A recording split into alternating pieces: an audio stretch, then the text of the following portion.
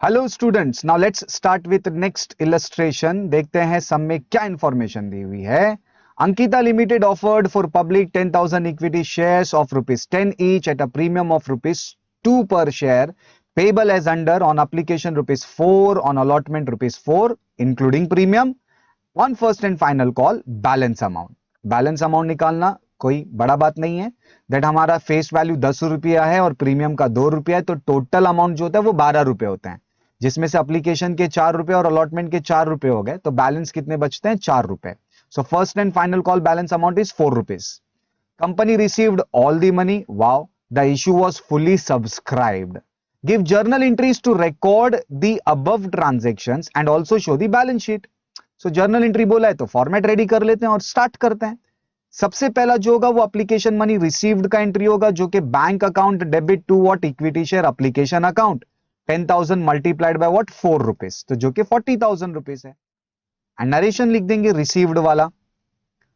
Then second जो होगा वो ट्रांसफर का होगा, जो कि equity share application account debit to what? Equity share capital account ₹40,000।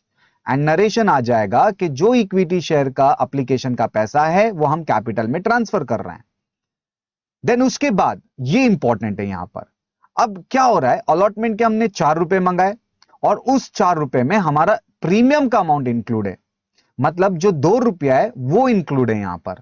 मतलब फेस वैल्यू के ₹2 हैं और प्रीमियम के ₹2 हैं। तो जो हमारा कॉमन एंट्री अब तक हम जो पास करते थे वो क्या होता था? दैट ड्यू का allotment account debit to what? Capital account. अब हम अलॉटमेंट के कितने पैसे मंगाने वाले? ₹4, बट कैपिटल की तो सिर्फ ₹2 हैं। तो वो बचा हुआ बैलेंस ₹2 है, वो कौन से अकाउंट में जाएगा? Yes, to share premium account, which is also known as securities premium account. दोनों में से कुछ भी लिखा तो चलता है। अब रहा सवाल अमाउंट कैसे आएगा। हमने ड्यू पूरा ₹4 किया है, तो 10,000 मल्टीप्लाइड बाय 4, ₹40,000। कैपिटल के सिर्फ ₹2 हैं, बिकॉज बाकी के ₹2 प्रीमियम के हैं। तो कैपिटल में जाएगा 20 और प्रीमियम में जाएगा ₹20,000। एंड नरेशन लिख देंगे। देन उसके बाद रिसीव्ड का entry, bank account debit to what? Equity share allotment account.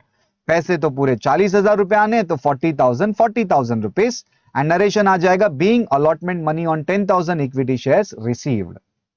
Then उसके बाद जो नेक्स्ट है, जिसका बैलेंस अमाउंट अपन ने ऑलरेडी डिस्कस कर लिया था, जो कि ₹4 निकल रहे थे, उसकी ड्यू का एंट्री पास करेंगे। That equity share first and final call account debit to what? Equity share capital account ₹40,000।